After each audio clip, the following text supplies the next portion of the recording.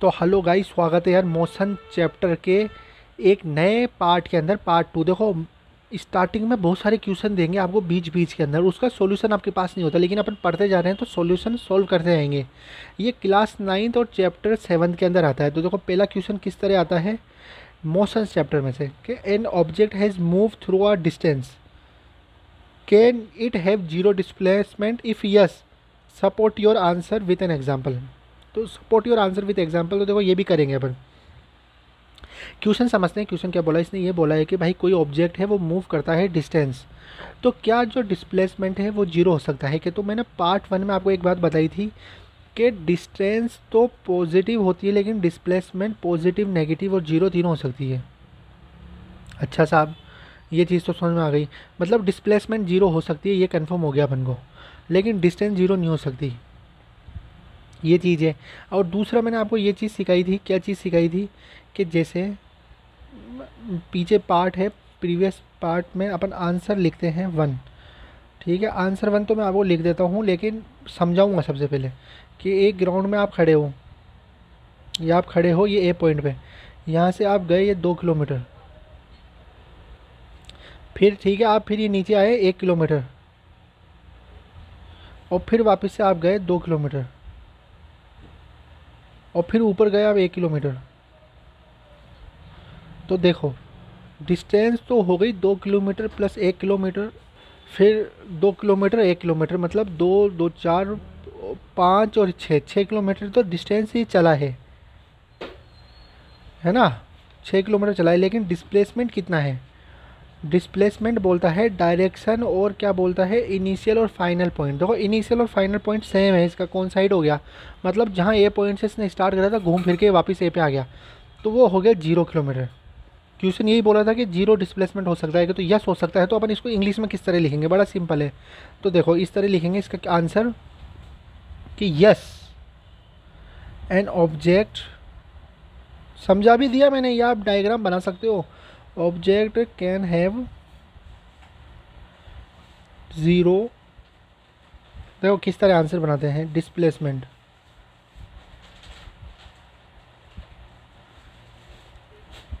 Even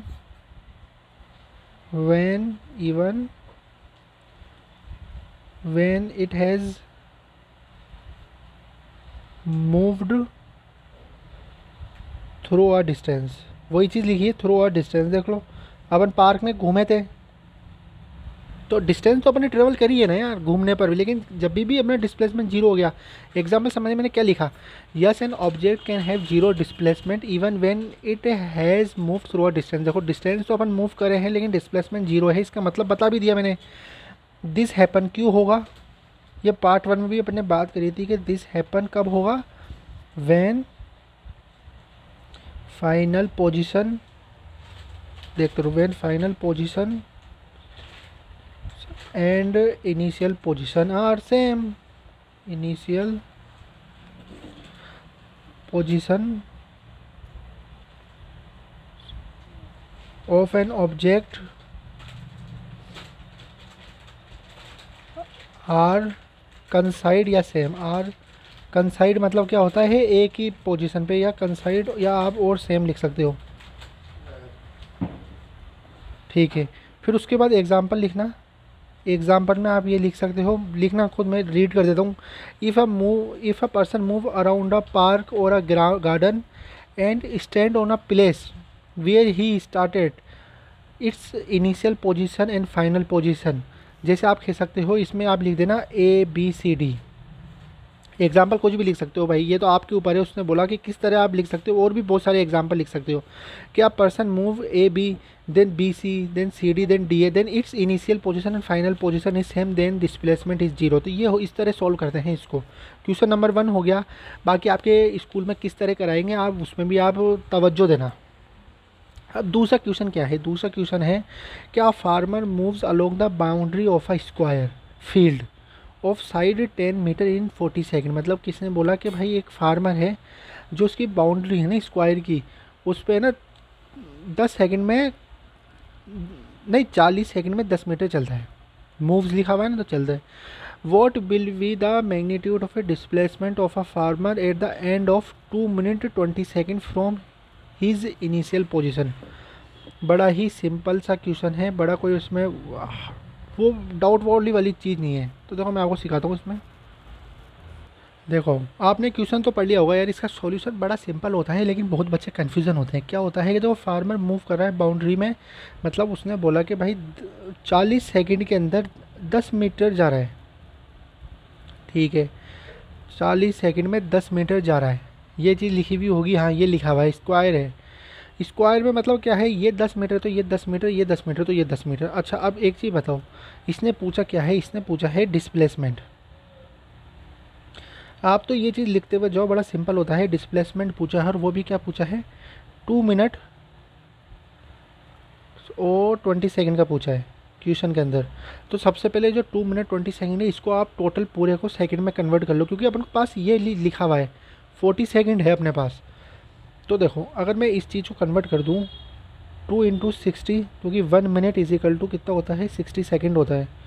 तो 2 + 60 + 20 second, तो ये कितना हो गया, 120 140 सेकंड अपन को पता लग गया कि ये दे रखा है। कुछ नहीं निकला अभी अपना, सिर्फ अपने कन्वर्जन करा है 140 सेकंड। अब एक बार बताओ, 40 सेकंड के अंदर क्वेश्चन में गिवन था ये याद रखना, 40 सेकंड के अंदर वो 10 मीटर मूव करता है, तो 1 सेकंड में कितना करेगा, 1 सेकंड के अंदर वो करेगा, ठीक है। तो देखो जो क्वेश्चन में था ना, वो क्या था कि भाई जो 10 मिनट था, 10 मीटर था, वो ये था कि जो स्क्वायर बाउंड्री है, स्क्वायर बाउंड्री की साइड 10 मीटर है, लेकिन वो स्क्वायर फील्ड में मूव कर रहा है। तो स्क्वायर मूव कर रहा है तो क्या है, बड़ा सिंपल है यार, ये बोल रहा है कि जो 40 सेकेंड है, 40 सेकेंड में स्क्वायर बाउंड्री के मूव कर रहा है, तो क्या होता है, स्क्वायर बाउंड्री का फॉर्मूला 4 इंटू है, पेरीमीटर निकालते हैं अपन, पेरीमीटर ऑफ ए स्क्वायर मतलब 4 × 10 मीटर, मतलब ये आ गया 40 मीटर। मतलब 40 सेकंड में 40 मीटर घूम रहा है इसके स्क्वायर के।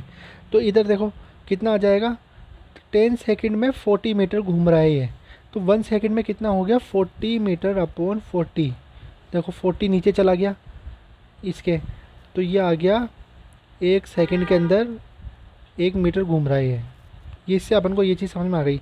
तो 140 सेकंड में कितना घूम रहा होगा, 140 सेकंड में यार 140 मीटर घूम रहा होगा, सिंपल सी बात है क्या। अगर 1 सेकंड में वो 1 मीटर घूम रहा है,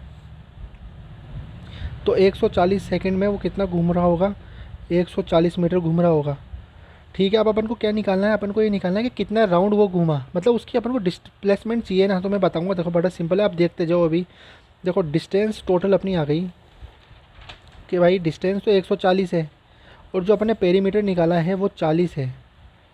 140 को 40 से डिवाइड करेंगे तो 3.5 राउंड आ गया, ये राउंड निकालने पड़ते हैं। अच्छा अब इससे क्या होगा, तो 3.5 राउंड आया, मतलब भाई उसने एक पोजीशन यहाँ पर स्टार्ट करी, ये घूमा, ये 1 राउंड हो गया, फिर ये यहाँ से ये पूरा घूम के ये 2 राउंड हो गया, फिर यहाँ से ये घूमा, ये 3 राउंड हो गया, फिर 3.5 राउंड का होगा जब ये पोजीशन इसकी सी पे होगी, इससे ये निकल रहा है। मतलब अपन को डिस्प्लेसमेंट बतानी है। अब डिस्प्लेसमेंट कैसे बताओगे, ये वाली लाइन निकाल दो यहाँ से यहाँ तक की, और ये वाली लाइन कैसे निकलेगी, ये आपको निकलेगी पाइथागोरस थ्योरम आती होगी, आपको नहीं आती होगी तो मैं समझा देता हूँ कि AC स्क्वायर, देखो AC square is equal to AB square plus BC square, ठीक है।